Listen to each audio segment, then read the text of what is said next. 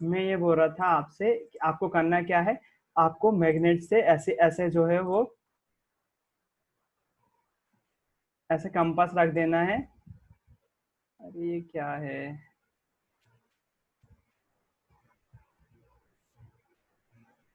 ऐसे कंपास रखना है और ऐसे पॉइंट बढ़ाते जाना है और कंपास को आगे बढ़ाते जाना है ना। जैसे आप बढ़ाते जाओगे तो ये पिन जो है वो ऐसे मूव करती जाएगी, है ना। पिन जो है वो ऐसे ऐसे मूव करती जाएगी। देखो एक पिन, एक डॉट लगाया, फिर आगे लगाया, फिर एक डॉट लगाया, फिर ऐसे डॉट लगाया। इसको क्या करेंगे अपन, ऐसे पूरे पिन को मिला देंगे। पूरे जो भी अपने पॉइंट आए थे उन सभी को मिला दिया, है ना। तो ये क्या हो जाएगी, नॉर्थ से साउथ की तरफ ऐसी लाइन आ जाएगी, है ना। इसमें नॉर्थ पोल कौन सा है, इसमें नॉर्थ पोल इनका रेड वाला है। इसके बाद इसके ऊपर थोड़ा सा वो रखा कंपास, और फिर से हम डॉट डॉट लगाते गए तो एक लाइन ऐसी बना ली। फिर उसके बाद ऊपर रखा कंपास, कंपास पे ऐसी लाइन बना के ऐसी लाइन बना दी। फिर इस साइड भी ऐसे ही करा, इस साइड भी ऐसी लाइन बना दी। तो ये जो लाइंस बन जाएगी ना, ऐसे हम ऐसे करके जो है वो मैग्नेटिक फील्ड की लाइन बना लेते हैं, है ना। और इसके गुण जो है वो मैंने कल भी बताए थे आपको, ये भी बता रहे हैं। नेवर क्रॉस, कभी भी एक दूसरे को प्रतिच्छेद नहीं करती हैं, हमेशा नॉर्थ से साउथ की तरफ जा रही होती है। चुंबक के बाहर, चुंबक के भीतर कैसे जा रही होती है, साउथ से नॉर्थ की तरफ जा रही होती है। ये नॉर्थ है और ये साउथ है। दूसरा रूल ये हो गया। तीसरा रूल कंटिन्यूअस होती है, हमेशा सतत होती है। सतत होती है मतलब कंटिन्यूअस होती है। जैसे देखो यहाँ पर जो है वो यहाँ से जा रही है तो बहुत अनंत तक जा सकती है। उसके बाद आखिरी गुण क्या है, क्लोजर लाइन स्ट्रॉन्ग फोर्स। अगर हम बात करें, अगर जितनी लाइन ये जो चुंबकीय क्षेत्र रेखा है जितनी ज्यादा पास पास होंगी, उतना ही ज्यादा चुंबकीय क्षेत्र स्ट्रॉन्ग होगा वहां पर। और वो कहाँ पर होता है, वो नॉर्मली होता है इसके ध्रुवों पर, है ना। तो मेरे ख्याल से आपको ये वाला प्रैक्टिकल समझ में आया होगा। ये वाला प्रैक्टिकल करके देखेंगे अपन स्कूल में जब होंगे, तो जाहिर सी बात है उसमें प्रैक्टिकल कैसे जड़ा हुआ है। हमको क्या बनाना है, वो जो बोल रहे हैं ना चुंबकीय बल रेखाएं होती हैं, तो क्या वो दिख भी जाती हैं, नॉर्मली नहीं दिखाई देती हैं, लेकिन हमको कंपास की सहायता से हम वो चुंबकीय बल रेखाएं बना सकते हैं। वो बल रेखाएं अपन बनाना सीखेंगे स्कूल में, बिल्कुल करेंगे अपन वाला प्रैक्टिकल। इससे बन क्या जाएंगे, उससे इससे कुछ ऐसा डायग्राम मिलेगा आपको, इससे कुछ ऐसा डायग्राम मिलेगा। यदि हम यहाँ पर इसको खींच रहे होंगे ऐसी बल रेखाएं, तो यहाँ पर हम बल रेखाएं रखने के बाद जब हम इसको ड्रॉ करेंगे, जब हम इसकी बल रेखाओं को ड्रॉ करेंगे, चुंबक की बल रेखाओं को, तो कुछ ऐसी बल रेखाएं हमको मिल रही होंगी। कैसी, यहाँ नॉर्थ से निकलेगी और ऐसी साउथ की तरफ जाएगी, ऐसी, है ना। ऐसे यहाँ इस साइड से भी होगी। अच्छा, जरूरी नहीं है एक जैसी दिखे ये, बिल्कुल अलग अलग हो सकती हैं, बिल्कुल अलग हो सकती हैं, कोई दिक्कत वाली बात नहीं है। अगर इसका हाँ शेप में लगभग लगभग आपको ऐसे ऐसे मिलेंगी। हो सकता है एक छोटी एक बड़ी मिल जाए, यहाँ पर आपको ये वाली मिल जाए। हो सकता है यहाँ पर जो है वो इस साइड वाली को ऐसी आपको बड़ी मिले। तो चुंबकीय क्षेत्र रेखाएं जो ऐसी होती है, और यहाँ पर अगर आप खींचोगे तो ये ऐसी सीधी सीधी निकल जाएगी, यहाँ से ऐसी सीधी सीधी निकल जाएगी। आप चाहो तो इसको ऐसा ही बना सकते हो, यहाँ से ऐसे जाते हुए भी बना सकते हो, ऐसी जा रही होंगी, है ना। तो ये चुंबकीय बल रेखाएं ऐसे निकल रही होंगी ये। और हमेशा बाहर इनकी डायरेक्शन कैसी होगी, नॉर्थ से साउथ की तरफ, नॉर्थ से साउथ की तरफ, नॉर्थ से साउथ की तरफ। अंदर की डायरेक्शन हम दिखाते नहीं है क्योंकि हमसे कभी पूछी नहीं जाती है। नॉर्थ से साउथ की तरफ होती है। अगर आप दिखाना चाहो तो बिल्कुल यहाँ अंदर जो है वो ऐसे दिखा सकते हो, साउथ से नॉर्थ की तरफ ऐसा बता सकते हो, है ना। अंदर भी बहुत सारी रेखाएं होंगी, ये सारी रेखाएं जो होंगी ये अंदर भी हो रही होंगी, ऐसी हो रही होंगी। तो इसका मतलब हो जाता है ये क्लोज लूप बना रही होती है, कि यहाँ से निकल रही होती है। क्लोज लूप का मतलब क्या हो जाता है, ये गुण लिखेंगे नहीं आप, इसका मतलब ये हो जाता है जैसे मान लीजिए ये वाली बल रेखा यहाँ से निकली, है ना, एन से निकली, एस पर खत्म हो गई, और एस से फिर अंदर जाएगी और कहाँ पर चली जाएगी, यहाँ पर चली जाएगी। तो बाहर ये ऐसे चले जाएगी और अंदर ऐसी डायरेक्शन में होगी। तो एक क्लोज लूप बना रही होगी, बंद पथ बना रही होगी। हालांकि हम इसको लेते नहीं है क्योंकि ये थोड़ा सा मामला आगे का हो जाता है, स्टैंड हो जाता है, अभी हमारे 10th के लायक नहीं है, इसलिए उसकी जरूरत भी नहीं होती। लेकिन आपको पता होना चाहिए कि चुंबक के, ये जरूर बोलती है हमारी बुक, जो अंदर चुंबक के अंदर जो दिशा होती है वो कैसी होती है, साउथ से नॉर्थ की तरफ होती है, किसकी, चुंबकीय बल रेखाओं की। तो इसके गुण एक बार फिर से रिवाइज कर लेते हैं, कल भी बताए थे मैंने। सबसे पहला गुण क्या है, चुंबकीय बल रेखा कहाँ से निकलती है, नॉर्थ पोल से निकलती हैं और साउथ पोल पे खत्म हो जाती हैं या विलीन हो जाती हैं। नॉर्थ पोल को हिंदी में क्या बोलते हैं, उत्तरी ध्रुव से निकलती है और दक्षिणी ध्रुव पे विलीन हो जाती है। सबसे पहला गुण तो ये हो गया, है ना। और ये दिशा कहाँ होती है, चुंबक के बाहर। और चुंबक के भीतर कैसी होती है, चुंबक के भीतर जो चुंबकीय क्षेत्र की दिशा होती है, चुंबकीय बल रेखाओं की दिशा होती है, वो दक्षिणी ध्रुव से शुरू होती है और उत्तरी ध्रुव की तरफ जाती है। तो ये पहला पॉइंट तो आप ये लिखोगे। उसके बाद दूसरा इंपॉर्टेंट पॉइंट फिर से वो क्या है, ये कभी भी एक दूसरे को प्रतिच्छेद नहीं करती, है ना। तो दूसरा इंपॉर्टेंट पॉइंट है कि एक दूसरे को कभी भी प्रतिच्छेद नहीं कर रही होती हैं, कभी भी एक दूसरे को क्रॉस नहीं करती हैं। तो दूसरा एक इंपॉर्टेंट पॉइंट ये हो गया। अच्छा, इसका रीजन भी देना पड़ेगा आपको क्यों नहीं करती हैं। अगर यहाँ पर ये बल रेखा इसको प्रतिच्छेद करेगी, यहाँ पर यदि इसको यहाँ पर प्रतिच्छेद करेगी, तो ये वाला जो बिंदु है यहाँ पर यदि हम एक कंपास रखते हैं तो वो कंपास क्या दिखाएगा, यहाँ पर यदि एक कंपास रखते हैं तो यहाँ पर दो डायरेक्शन को दिखाना पड़ेगा उस कंपास की सुई को। देखो ये वाली जो डायरेक्शन रहेगी, इस वाली में जो सुई दिखाएगा वो, जैसे मान लीजिए यहाँ पर डायरेक्शन है, उसको दो डायरेक्शन दिखाना पड़ेगी, एक ये वाली डायरेक्शन और एक ये वाली डायरेक्शन, जबकि सुई एक ही जैसी है ना, उसका किनारा एक ही तरफ है, तो दो डायरेक्शन दिखाना पड़ेगी, जिसके जैसा ये वाला होना पॉसिबल नहीं है। एक पॉइंट पे दो दिशा नहीं दिखा सकती सुई, है ना, एक ही तीर से। तो इसके कारण से हम क्या बोलते हैं कि कभी भी ये रेखाएं एक दूसरे को प्रतिच्छेद नहीं करती हैं। दूसरा पॉइंट ये हो गया। तीसरा पॉइंट क्या हो जाएगा, जहां पर ये रेखाएं सघन होती हैं, जहां पर ये रेखाएं सघन होती हैं वहां पर विद्युत क्षेत्र जो है वो, विद्युत क्षेत्र नहीं सॉरी, चुंबकीय क्षेत्र, मैग्नेटिक फील्ड एमएफ, है ना, मैग्नेटिक फील्ड जो होता है वो कैसा होता है, ज्यादा होता है। जैसे देखो यहाँ पर जो है वो आपको यहाँ पर दिख रही होगी, यहाँ पर जो सिरा है यहाँ पर जो है वो सबसे ज्यादा क्षेत्र रेखाएं होती हैं, तो यहाँ पर मैग्नेटिक फील्ड जो है वो सबसे अधिक होता है। और यहाँ पर यदि जैसे हम दूर जाते जाते हैं इससे चुंबक से, तो इनमें देखो गैप ज्यादा होता है, इनके घनत्व जो सघन इतनी ज्यादा घनी नहीं है बल रेखाएं, तो यहाँ पर चुंबकीय क्षेत्र भी कैसा होगा, कम होगा, है ना। तो मेरे ख्याल से आपको समझ में आ रहा होगा, जैसे सघन होता जाता है चुंबकीय क्षेत्र, वैसे वैसे चुंबकीय फील्ड के चुंबकीय क्षेत्र कैसा हो जाता है, वो ज्यादा हो जाता है। और जैसे जैसे उनके बीच की दूरी बढ़ जाएगी वैसे वैसे चुंबकीय क्षेत्र कम हो जाएगा। अब अगला जो है अगला जो ये है वो ये बात बता रहे हैं कि जैसे जैसे हम चुंबक से दूर होते जाते हैं, जैसे इधर से दूर जाते जाते हैं, वैसे वैसे चुंबकीय बल रेखाओं के बीच क्या होते जाता है, रिक्त स्थान बढ़ता जाता है। ये पॉइंट भी आप लिख सकते हो। जैसे जैसे दूरी बढ़ती जाती है, जैसे जैसे हम दूर जाते जाते हैं चुंबकीय बल रेखाओं से, वैसे वैसे चुंबकीय बल रेखाओं के बीच की दूरी जो है वो बढ़ जाती है, दूरी बढ़ जाती है ना। हम जैसे जैसे चुंबक से दूर जाते हैं वैसे वैसे चुंबकीय बल रेखाओं के बीच की दूरी भी बढ़ जाती है। ये पॉइंट भी आप लिख सकते हो, है ना। ये 4 पॉइंट हैं जो कि आपको लिखना चाहिए। और भी आप बुक में देखेंगे तो और जैसे पॉइंट मिल जाएंगे, जैसे आप लिख सकते हो, अभी उन्होंने बोला था कंटिन्यूअस होती है, तो आप लिख सकते हो चुंबकीय बल रेखाएं सतत रेखाएं होती हैं। जो आइडियल चुंबकीय क्षेत्र होता है उसको अनंत तक माना जाता है, लेकिन रियलिटी में ऐसा पॉसिबल नहीं है।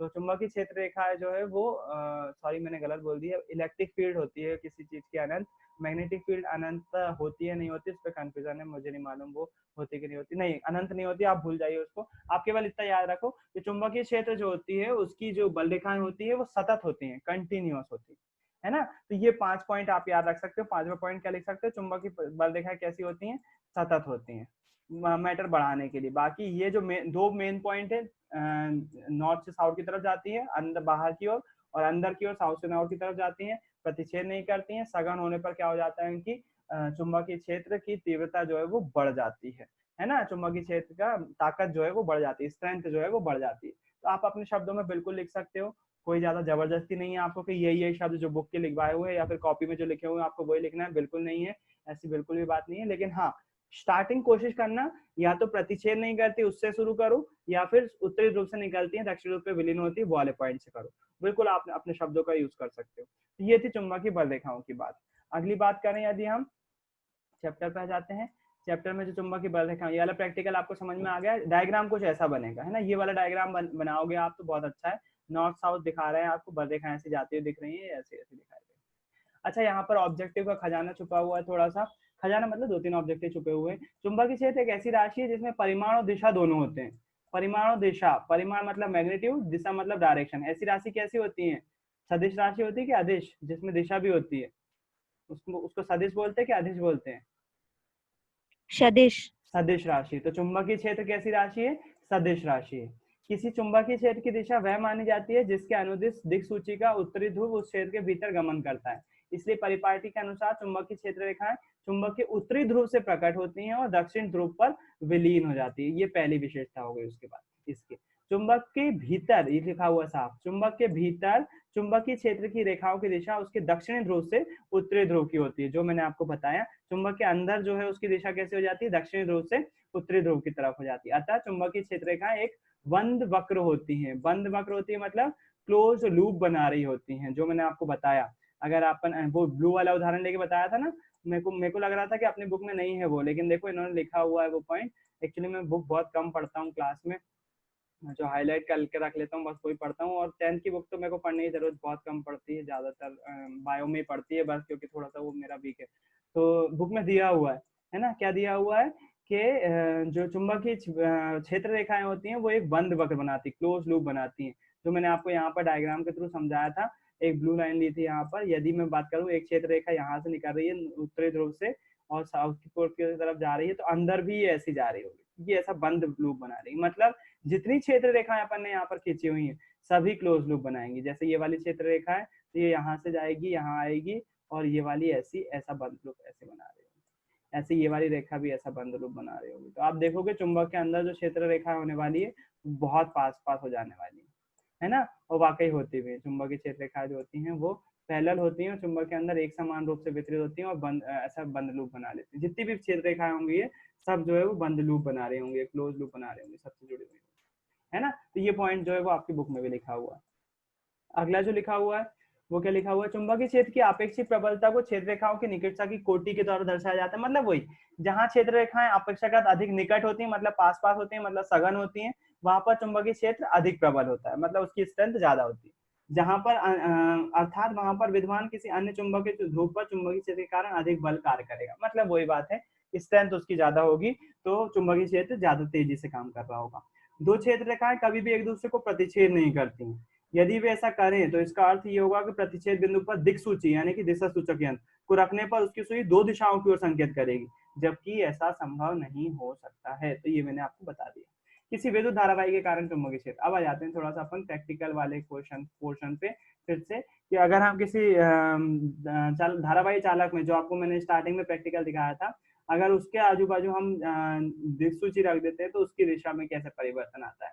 तो यहाँ पर जो है वो वाले प्रैक्टिकल में उन्होंने बताया हुआ है कि आप देखोगे जब हम डायरेक्शन ये वाली रखते हैं, देखो अब आपसे बात कर रहा था ना मैंने आपसे बात करी थी कि सबसे पहले उन्होंने तार में से विद्युत धारा प्रवाहित करी, तो मैंने बोला था डिफ्लेक्ट होती है, किस डायरेक्शन में होती है उसको भूल जाओ, ऐसा बोला था मैंने, है ना। अब डायरेक्शन की बात कर लेते हैं अपन कि हम किस डायरेक्शन में मूव करेंगे, उसके लिए आपके बुक में प्रैक्टिकल दिया हुआ है। यहाँ पर उन्होंने क्या करा, यहाँ पर बैटरी को देखो, बैटरी को थोड़ा सा ध्यान से देखो, दोनों डायग्राम सेम दिख रहे होंगे आपको, लेकिन यहाँ पर डायरेक्शन थोड़ी सी देखो, बैटरी की डायरेक्शन ये बड़ा डंडा प्लस का इस साइड है पहले, और फिर उसके बाद बी वाले डायग्राम में बड़ा डंडा इस साइड है। मतलब क्या, इस वाले फील्ड में जो ए वाला डायग्राम है, ए वाले डायग्राम में विद्युत धारा यहाँ से प्रवाहित हो रही है और इधर से जा रही है ना, दिशा सूचक यंत्र में ये एरो बना हुआ इस साइड से जा रही है। तो इस डायरेक्शन में जो नॉर्थ की सुई है, जो दिशा सूचक यंत्र की सुई है, वो देखो इस डायरेक्शन में है।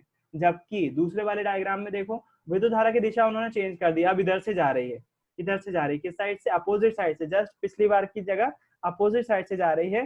तो अब देखो नॉर्थ की सुई, अब नॉर्थ की सुई किस डायरेक्शन में, इस डायरेक्शन में हो गई, अपोजिट डायरेक्शन में। तो यदि हम यहाँ पर इसकी डायरेक्शन ऐसी रखते हैं तो ये उत्तरी ध्रुव जो है वो पूर्व की तरफ रिफ्लेक्ट हो जाता है, यहाँ पर ईस्ट बनाया हुआ है, और यदि इसकी डायरेक्शन इस साइड से रखते हैं तो ये पश्चिम की तरफ हो जाता है। ये तो अपन को समझ में आ गया कि ये पश्चिम होगा, पूरा होगा, लेकिन सही तरीका क्या होगा, अगर हम बात करें चुंबकीय क्षेत्र कैसे ज्ञात किया जा सकता है, चुंबकीय क्षेत्र कैसे पता चल जाता है, तो वो होता है, उसके लिए हम पढ़ते हैं दाहिने हाथ का दक्षिण हस्त अंगुष्ठ नियम। उसको पढ़ने से पहले एक बार हम एक और देख लेते हैं यहाँ पर कि एक और प्रैक्टिकल दिया हुआ है कि ये वाला चुंबकीय क्षेत्र जनरेट कैसे होता है, मतलब सही दिशा कैसे ज्ञात कर सकते हैं। अभी हमारी बात अच्छे से नहीं हुई, हमको ये तो पता चल गया कि इधर से डायरेक्शन आएगा, तो अगर ये खड़ा हो जाएगा तार तो कैसे डायरेक्शन होगा, कैसे मूव होगा, चुंबकीय क्षेत्र कैसे दिख जाएगा, तो अभी कंफ्यूजन बनी हुई है। उस कंफ्यूजन को दूर करने के लिए उन्होंने एक और प्रैक्टिकल दिया हुआ है। इस प्रैक्टिकल में हम क्या करते हैं, ये यहाँ पर एक कार्डबोर्ड लिया हुआ है ना। कार्डबोर्ड लेने के बाद एक अपन ने जो क्या करा, चलो इसको भी देख लेते हैं अपन। अगर मैंने गूगल पे देखा नहीं है अभी तक ये है कि नहीं है, लेकिन अगर दिख जाता है तो बहुत अच्छी बात है। पोर्शन क्या है अपना, पोर्शन है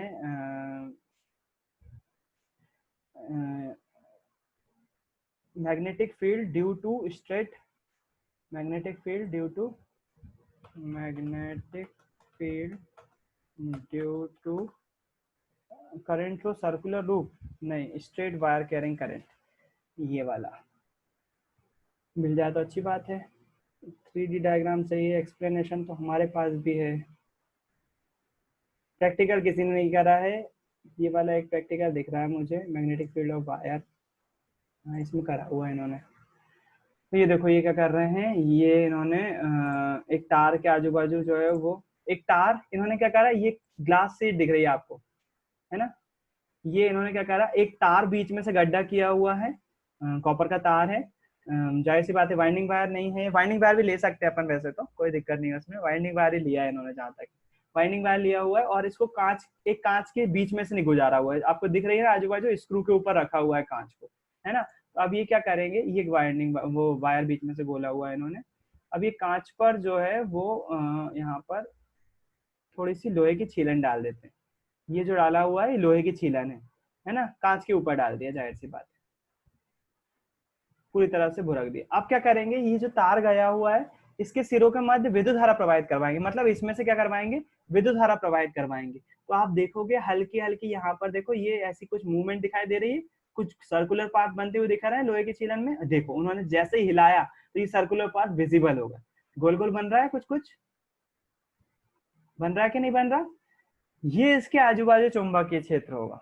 इस जो ये बिल्कुल सीधा तार जो रखा हुआ है, आप मुझे पता नहीं आपको समझ में आया कि नहीं आया, लेकिन इन्होंने क्या करा हुआ है, एक तार को बिल्कुल सीधा रखा हुआ है ना, यदि मैं पेन ले लेता हूँ, एक तार को सीधा रखा हुआ है, उसको क्या करा, एक कांच में से घुसा दिया, कांच की शीट में से घुसा दिया, आजू बाजू शीट है, उन्होंने कांच की शीट पे लोहा भुरक दिया, इसमें से विद्युत धारा प्रवाहित करवाई। तो आपको जैसे मैंने बताया, किसी भी चालक तार से विद्युत धारा प्रवाहित करेंगे तो इसका आजू बाजू चुंबकीय क्षेत्र उत्पन्न हो जाएगा, है ना, अगर नहीं बताया तो अब बता रहा हूँ मैं, किसी भी चालक तार में से विद्युत धारा प्रवाहित करेंगे तो इसके चारों ओर चुंबकीय क्षेत्र उत्पन्न हो जाएगा। अब चुंबकीय क्षेत्र लिखा है तो हमने देख ली थी कि ऐसी ऐसी होती है, ऐसा अंडाकार शेप में होती है, वो क्लोज लूप बना रही होती है, उसकी डायरेक्शन होती है, ये बना लिया, लेकिन अब यहाँ पर तो वायर ऐसा खड़ा रखा हुआ है, अब कैसे चुंबकीय क्षेत्र होगा, इसका चुंबकीय क्षेत्र कैसा होगा, तो उन्होंने उसको जानने के लिए क्या करा, लोहे का चूरा भुरक दिया आसपास और उसको हल्का सा ठोका, ठोका तो उन्होंने क्या देखा, वो जो लोहे का चूरा था वो अलग अलग ऐसा गोलों के रूप में बन गया। याद है मैग्नेट के केस में चूरा कैसे बना हुआ था, वो वैसे बना हुआ था जैसे क्षेत्र रेखा है, यहाँ पर कैसा बना हुआ है,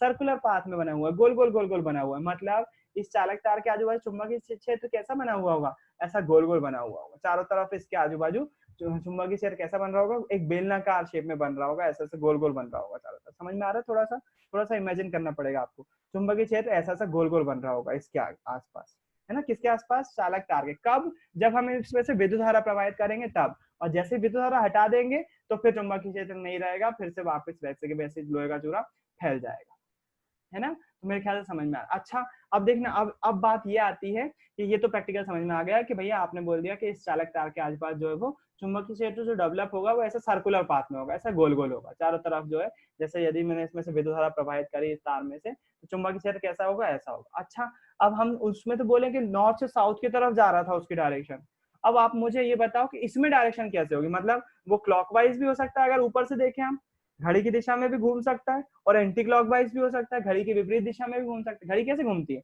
ऐसे घूमती है ना, 12 से 1 बज रहा होता तो ऐसा ऐसा घड़ी की दिशा में भी घूम सकता है, और घड़ी की उल्टी दिशा में भी घूम सकता है, तो उसकी डायरेक्शन क्या होगी, अगला क्वेश्चन अपने पास आता है कि उसकी डायरेक्शन क्या होगी, मैग्नेटिक फील्ड आपने बोल दिया कि गोल गोल है, लेकिन उसकी डायरेक्शन क्या होगी, इसके लिए फिर आता है दाहिने हाथ के अंगूठे का नियम, है ना, दाहिने हाथ के अंगूठे का नियम क्या बोलता है, दाहिने हाथ के अंगूठे का नियम बोलता है यदि किसी धारावाही चालक में विद्युत धारा प्रवाहित करने पर, है ना, यदि किसी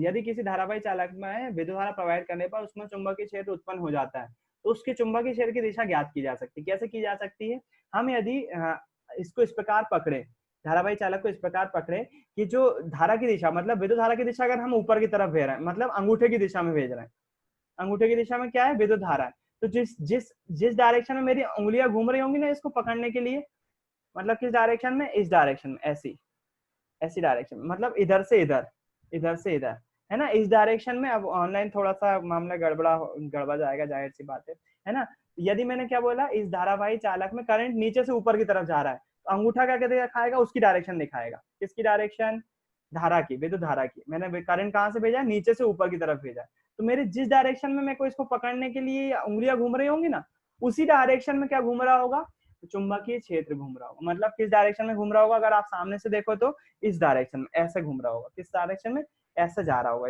इधर से ऐसे जा रहा होगा, इस डायरेक्शन में ऐसा, है ना, मैं इसको कैसे पकड़ रहा हूँ, ऐसे पकड़ रहा हूँ, अंगूठा ऐसा दिखा देगा, और चुंबकीय क्षेत्र कैसा दिखा रहा होगा, ऐसा ऐसा, आप खुद से करके देखो, पेन को पकड़ो और उसको ऐसी तरह से घुमाओ, तो अंगूठा यदि ऊपर की तरफ है, मतलब विद्युत धारा अगर ऊपर की तरफ बह रही है, तो चुंबकीय क्षेत्र कैसा होगा, ऐसा होगा, उसके आजू बाजू ऐसा ऐसा इस डायरेक्शन में घूम रहा होगा, बात समझ में आई? अच्छा इसका उल्टा कर दूं मैं, यदि अंगूठे को नीचे ले जाऊं, धारा की दिशा नीचे की तरफ कर दूं, तो क्या होगा, ऐसा हो जाएगा। अंगूठे की दिशा में अगर मैं ऐसा पकड़ूं, चुंबकीय क्षेत्र कैसा होगा, ऐसा होगा। जस्ट इसके अपोजिट दिशा में, पहले ऐसा था, अब कैसा होगा, ऐसा होगा, है ना। धारा की दिशा क्या हो जाएगी, नीचे की तरफ हो जाएगी, मतलब चालक तार में धारा किस साइड जा रही है, ऊपर से नीचे की तरफ जा रही होगी, तब ऐसा होगा। ये चीज सामने प्रैक्टिकल जब सामने होंगे तब ज्यादा अच्छे समझ में आएगा। तो चुंबकीय ये दाहिने हाथ के अंगूठे का नियम है किस कारण से, इंपॉर्टेंट है, ये भी पूछा जाता है 3 नंबर में, दाहिने हाथ के अंगूठे नियम है किस लिए, किसी सीधे धारावाही चालक में यदि हम विद्युत धारा प्रवाहित की करते हैं, तो उसके आजू बाजू चुंबकीय क्षेत्र उत्पन्न हो जाता है। उस चुंबकीय क्षेत्र की दिशा ज्ञात करने के लिए कि वो किस दिशा में घूम रहा है, हम कौन से नियम का यूज करते हैं, हम दक्षिण हस्त अंगुष्ठ नियम, यानी कि दाएं हाथ के अंगूठे का नियम का उपयोग करते हैं। कैसे बता देता है ये हमें चुंबकीय क्षेत्र की दिशा, कैसे बता देता है कि चुंबकीय क्षेत्र किस डायरेक्शन में होगा। हम बोलते हैं कि हम किसी धारावाही चालक में यदि हम उसको इस प्रकार पकड़े कि अंगूठे की दिशा हमारी कौन सी दिशा दिखाए, विद्युत धारा प्रवाहित होने की दिशा दिखाए, तो जो उंगलियों की दिशा होगी, जो उंगलियों की दिशा होगी, जिस डायरेक्शन में उंगली घूम रही होगी, वो डायरेक्शन काय की होगी, चुंबकीय क्षेत्र की दिशा होगी, चुंबकीय क्षेत्र की डायरेक्शन होगी। सही है, क्लियर है मामला। लक्ष्मी आवाज आ हाँ रही भैया। है, आ गया। हाँ भैया। किसी को कंफ्यूजन, अर्चना, दीपांशु, खुशी, महक, महक आज पहली क्लास है, उसको शायद माइक ऑन करना नहीं आ रहा होगा अभी। चलो ठीक है, कोई दिक्कत नहीं, आ जाएगा धीरे धीरे। महक आपको इन लोग से बात करते रहा करो, लेकिन इन लोग आपको बता देंगे। तो ये था दक्षिण हस्त अंगुष्ठ नियम, किस लिए था, किसी धारावाही खड़े धारावाही सीधे धारावाही चालक में चुंबकीय क्षेत्र की दिशा ज्ञात करने के लिए हम दाहिने हाथ के अंगूठे का नियम यूज करते हैं। आज एक इंपॉर्टेंट नियम है। अच्छा इसी के जैसा एक और नियम है जो कि पुरानी बुक में था, नई बुक में हटा दिया गया है, लेकिन नई बुक में उसका नाम जरूर आया, आपको मैं दिखा दूं वो नियम का नाम कहाँ पर लिखा हुआ है। ये प्रयोग के बाद आता है वो। ये दक्षिण हस्त अंगुष्ठ नियम का डायग्राम है। अंगूठा अगर विद्युत धारा की दिशा को दिखा रहा होगा तो चुंबकीय क्षेत्र देखो, अंगूठी उंगलियां ऐसी घूमी होंगी ना, ऐसी, तो जिस डायरेक्शन में उंगलियां घूमी है तो देखो ये एरो बना हुआ है, इस डायरेक्शन में क्या होगा, चुंबकीय क्षेत्र होगा। अच्छा यहाँ पर बुक में लिखा हुआ है, इसे मैक्सवेल का कॉर्कस्क्रू नियम भी कहते हैं, इसे मैक्सवेल का कॉर्कस्क्रू नियम भी कहते हैं। यदि हम विचार करें कि किसी कॉर्कस्क्रू को विद्युत धारा की दिशा में आगे बढ़ रहा है तो कॉर्कस्क्रू की घूर्णन की दिशा चुंबकीय क्षेत्र की दिशा होगी। इसी नियम को हम मैक्सवेल का कॉर्कस्क्रू नियम भी बोलते हैं। कैसे काम करता है, उसको आपको थोड़ा सा स्क्रू के बारे में सोचना पड़ेगा। स्क्रू समझते हो, स्क्रू जिसको अपन कसते हैं, उस पर चूड़ी होती है, उसको स्क्रू बोलते हैं। हाँ महक, आवाज आ रही है मेरी? हाँ भैया। हाँ समझ में आ रहा है बेटा? हाँ। चलो अच्छी बात है, बहुत अच्छी। हाँ माइक खोलना सीख गई हो आप, है ना, लेकिन अब नहीं खोलना, मैंने आपका माइक म्यूट कर दिया। जब कुछ पूछना हो तभी माइक खोलना और फिर से बंद कर लेना, है ना, उसी जिससे चीज से आपने माइक खोला है उसी से आप बंद भी कर सकते हो। अब आपको थोड़ा सा इमेजिन करना है, यही नियम, यही जो दक्षिण हस्त अंगुष्ठ नियम है, सीधे धारावाही चालक में चुंबकीय क्षेत्र ज्ञात करने के लिए जो नियम है, वही जो है वो स्क्रू के माध्यम से भी ज्ञात किया जा सकता है। स्क्रू किसको बोलते हैं, जिसपे चूड़ी होती है और जिसको हम स्क्रू ड्राइवर से कस रहे होते हैं, वो अंदर जाता जाता है, ऐसा नुकीला होता है ना। मैं तो अभी हाथ में सेल पकड़ा हुआ हूँ, आपने स्क्रू देखा होगा, उसको अपन कसते हैं किसी चीज में तो वो ऐसा चूड़ी बनी हुई रहती है, नुकीला रहता है, कील जैसा रहता है, ऊपर जो है एक ऐसा क्रॉस बना रहता है, हम स्क्रू ड्राइवर से उसको कस रहे होते हैं, है ना। तो मैक्सवेल ने इस चीज को कैसे बोला, मैक्सवेल ने बोला यदि हम किसी स्क्रू को इस तरह से कसें, है ना, तो आप कसते हो तो याद रखना, आप जब देखना, आप कभी भी स्क्रू कसो ना, तो आप देखोगे स्क्रू को किस साइड कसना होता है, घड़ी की दिशा में कसना होता है। मतलब जैसे मैं इसको कस रहा हूँ, यदि इस डायरेक्शन में कस रहा हूँ, है ना, तो मैक्सवेल ने क्या बोला, यदि ये स्क्रू जिस दिशा में जा रहा है वो दिशा अगर करंट की दिशा हो, विद्युत धारा कैसी बह रही हो, इस डायरेक्शन में ऐसी बह रही हो, अंदर की तरफ, इससे इससे ऐसी जा रही हो, जिस दिशा में स्क्रू कसा रहा है ना, तो इसको कसने के लिए मेरा अंगूठा जिस डायरेक्शन में घूम रहा होगा, मेरा अंगूठा जिस डायरेक्शन में घूम रहा होगा, वो किस डायरेक्शन में घूम रहा है, इस डायरेक्शन। इसको कसने के लिए मेरा अंगूठा, ये वाला अंगूठा किस डायरेक्शन में घूम रहा है, देखो आप ध्यान दो, इस वाले अंगूठे को छुपा नहीं सकता मैं, पिछले वाले को, इस वाले अंगूठे को देखो, मैं इसको अगर कस रहा हूँ तो इस डायरेक्शन में घूम रहा है मेरा अंगूठा। तो अगर विद्युत धारा ऐसी की तरफ अंदर की तरफ जा रही है, अंगूठा मेरा इस डायरेक्शन में घूम रहा है, तो जिस डायरेक्शन में मेरा अंगूठा घूम रहा है ना, वो डायरेक्शन होगी चुंबकीय क्षेत्र की दिशा। आप करके देखिएगा, इसको करके देखिएगा, बहुत अच्छे से समझ में आएगा। यदि मैं स्क्रू को कसता हूँ इस दीवार पे, यदि मैं ऐसे कसता हूँ, तो मेरा जिस डायरेक्शन में मेरा अंगूठा घूमेगा ना कसने के लिए, वो डायरेक्शन क्या हो जाएगी, वो डायरेक्शन हो जाएगी चुंबकीय क्षेत्र की दिशा, चुंबकीय क्षेत्र की डायरेक्शन, है ना। तो आई होप मुझे आपको मैक्सवेल का स्क्रू नियम और दाहिने हाथ का अंगुष्ठ नियम समझ में आ गया होगा। एक बार खुद से करके देखिएगा, दाहिने हाथ को ऐसे पकड़ के देखिएगा किसी चालक तार को।